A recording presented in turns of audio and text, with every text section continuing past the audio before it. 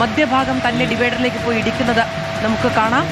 അവിടെ വെച്ചിരുന്ന ബാരിക്കേഡ് അടക്കം തകർത്തു എന്നാണ് നമുക്ക് മനസ്സിലാക്കാൻ കഴിയുന്നത്. ഡിവൈഡറിലേക്ക് പോയി ഇടിച്ച് മറിയുന്ന ദൃശ്യങ്ങളാണ് കാണാൻ കഴിയുന്നത്. ആ മധ്യഭാഗം ഇടിച്ചത് കൊണ്ട് തന്നെയാണ് വളരെ വേഗത്തിൽ തന്നെയാണ് വാഹനം വന്നതും ഇടിച്ച് നേരെ മറിയുന്നതാണ് നമുക്ക് കാണാൻ കഴിയുന്നത്. വലിയ അപകടമാണ്. ആ വീഴ്ചയിൽ തന്നെ വാഹനത്തിലെ ടയറുകളടക്കം ഊരിത്തെറിക്കുന്നതും നമുക്ക് കാണാൻ കഴിയുന്നുണ്ട്. ഇതാ ഈ CCTV ദൃശ്യങ്ങൾ കേന്ദ്രീകരിച്ച് അന്വേഷണം ഉണ്ടാകും എന്നത് നേരത്തെ അവിടെ നിന്നുള്ള ഉദ്യോഗസ്ഥരടക്കം പറയുന്നുണ്ടായിരുന്നു. കാരണം ആളുകളൊന്നും ഉണ്ടായിരുന്ന സമയമല്ല, വന്ന വാഹനങ്ങൾ അവിടെ നിർത്താതെ പോവുകയും ചെയ്യുന്നുണ്ട്. തൊട്ടു മുന്നിൽ ഒരു ഇരുചക്ര വാഹനം പോകുന്നുണ്ടായിരുന്നു. ഭാഗ്യവശാൽ മാത്രമാണ് ഈ വാഹനം ഇടിച്ചു മറിഞ്ഞിട്ടും മീറ്ററുകളുടെ മാത്രം വ്യത്യാസത്തിലാണ് ആ ഇരുചക്ര വാഹനം അവിടെ നിന്ന് രക്ഷപ്പെട്ടു പോകുന്നത് എന്നത് നമുക്ക് മനസ്സിലാക്കാൻ കഴിയും. തൊട്ട് മുൻപിൽ ആ വാഹനമുണ്ട്. പക്ഷേ ഇടിച്ചു മറിഞ്ഞു കഴിഞ്ഞതിന് ശേഷവും ആ വാഹനം കേടുപാടുകളില്ലാതെ മുന്നോട്ട് പോകുന്നത് നമുക്ക് കാണാനും സാധിക്കുന്നുണ്ട്. അഭിജിത്ത് മുഴക്കുന്ന വിവരങ്ങളുമായി ചേരുകയാണ്. അഭിജിത്ത്, ആ ദുരന്തം എങ്ങനെയുണ്ടായി എന്നുള്ളത് നമ്മുടെ കൺമുന്നിൽ വ്യക്തമാവുകയാണ് CCTV ദൃശ്യങ്ങളിലൂടെ. അതെ മാധു, ആ ദൃശ്യങ്ങൾ ഞെട്ടിക്കുന്നത് തന്നെയാണ്. എനിക്ക് തോന്നുന്നു അല്പദൂരം മുൻപ് തന്നെ ഈ ബസ് ബ്രേക്ക് ചവിട്ടുന്നുണ്ട്. ബ്രേക്ക് കിട്ടാതെ നിരങ്ങി നീങ്ങി ഈ വാഹനം ബസ് മുന്നോട്ട് വരുന്നു.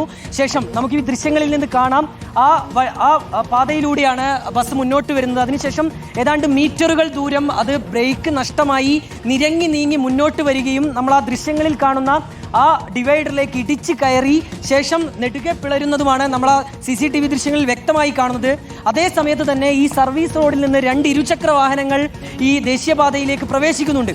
ഒരു സാധ്യതയാണ്, ഒരു പക്ഷേ ആ വാഹനം വരുന്നത് കണ്ട് അങ്ങ് ദൂരെ നിന്ന് തന്നെ ബസ് ബ്രേക്ക് ചവിട്ടിയതാകാം. ഉടൻ തന്നെ നിയന്ത്രണം നഷ്ടമായി മുന്നോട്ട് നിരങ്ങി നീങ്ങി. മഴയുള്ള സമയം കൂടിയാണ് എന്ന് ഓർക്കണം. ബ്രേക്ക് നഷ്ടമായി നിരങ്ങി നീങ്ങി ഈ ഡിവൈഡറിലേക്ക് ഇടിച്ച് കയറി ശേഷം അപകടം സംഭവിച്ചു എന്നാണ് നമ്മൾ ആ ദൃശ്യങ്ങളിൽ നിന്ന് മനസ്സിലാക്കുന്നത്. അല്പം വേഗമുണ്ടായിരുന്നു എന്നുള്ള കാര്യത്തിൽ തർക്കമില്ല. ഏതായാലും ആ ദൃശ്യങ്ങൾ കൂടിയാണ് ഇപ്പോൾ പുറത്തു വന്നിട്ടുള്ളത്. മാധു, ഞെട്ടിക്കുന്ന ദൃശ്യങ്ങൾ തന്നെയാണ്. അതിൽ മാധു സൂചിപ്പിച്ചതുപോലെ തന്നെ പ്രധാനപ്പെട്ട ഒരു കാര്യമുണ്ട്. തലനാരിഴയ്ക്ക് ആ അപകടത്തിൽ നിന്ന് ഒഴിവായതാണ് ആ 2 ബൈക്ക് യാത്രക്കാർ. അവർ ജസ്റ്റിന്, അതായത് മീറ്ററുകളുടെ മാത്രം വ്യത്യാസത്തിലാണ് അവർ ഇവിടെ നിന്ന് രക്ഷപ്പെടുന്നത്. തൊട്ടു മുൻപിലാണ് ഈ അപകടം നടക്കുന്നതിന് ഏതാണ്ട് മിനിറ്റുകൾക്ക് മുൻപ് വരെ ഈ റോഡിലുണ്ടായിരുന്നവരാണ്. ബസ് വന്നിടിക്കുന്ന ആ സമയത്ത് അല്പം അകലെ ആയിരുന്നതിനാൽ മാത്രമാണ് അവരിലേക്ക് ഈ അപകടം എത്താതിരുന്നത്, അവരുടെ ശരീരത്തിലേക്ക് ബസ് കയറാതിരുന്നത്, അവർ രക്ഷപ്പെട്ടതും. ഏതായാലും ദൃശ്യങ്ങൾ കാണുമ്പോൾ നമുക്ക് മനസ്സിലാക്കാനായി കഴിയുന്ന കാര്യം മാധു, സർവീസ് റോഡിൽ നിന്ന് 2 ഇരുചക്ര വാഹനങ്ങൾ അത് ഈ ദേശീയപാതയിലേക്ക് പ്രവേശിക്കുന്നുണ്ട്. ആ സമയത്ത് തന്നെയാണ് ഈ തേർഡ് റോയിലൂടെ, അതായത് ഈ വരിയിലൂടെ പാതയിലൂടെ സ്വകാര്യ ബസ് മുന്നോട്ട് വരുന്നത്.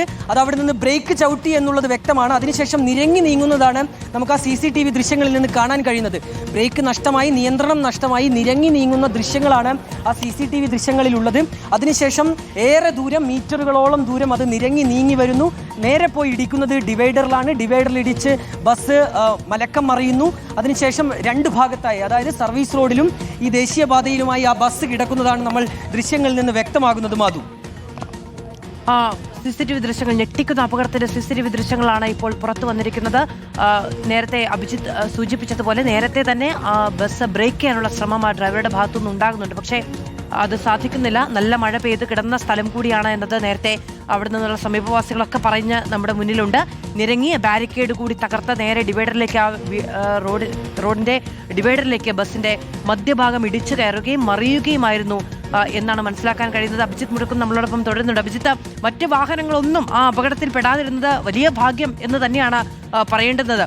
10-21 ആളുകൾ ആ വാഹനത്തിൽ ഉണ്ടായിരുന്നു എന്നതും ഓർക്കേണ്ടതുണ്ട്. നമ്മൾ ഈ നിരങ്ങിപ്പോയി നേരെ എടുത്തു മറിയുകയാണ്. മറ്റു വാഹനങ്ങൾ ആ സമയത്തുണ്ടായിരുന്നെങ്കിൽ ആ അപകടത്തിൽ പെട്ടേനെ.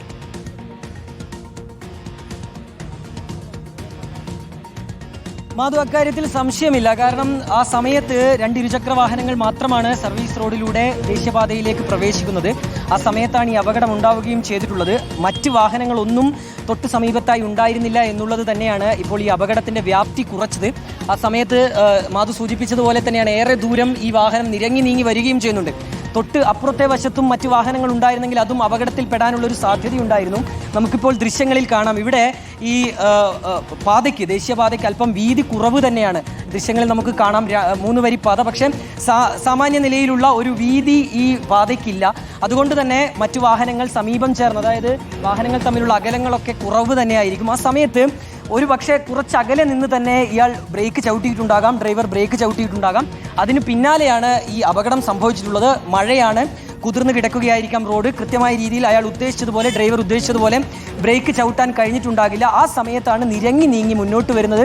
അവിടെ ഡിവൈഡറിൽ ഇടിക്കുന്നു, ശേഷം വന്ന് ബാരിക്കേഡിൽ ഇടിക്കുന്നു, അതിനുശേഷം വന്ന് ഇവിടെ ഇതാ ഈ ഡിവൈഡറിൽ തട്ടി മറിയുകയും ചെയ്തു എന്നുള്ളതാണ് അതിനുശേഷം കണ്ട ആ ദൃശ്യങ്ങൾ. അതിനുശേഷം നടന്ന ആ ദൃശ്യങ്ങൾ അല്പം ഭീതിപ്പെടുത്തുന്ന തന്നെയാണ് മാധു. അതിൻ്റെ നെടുകെ പിളർന്നുപോയി എന്നുള്ളതാണ് അതിൻ്റെ ഭീകരത എത്രത്തോളം ഉണ്ട്, അതിൻ്റെ വ്യാപ്തി എത്രത്തോളം ഉണ്ട് എന്ന് ബോധ്യപ്പെടുത്തുന്ന കാര്യം.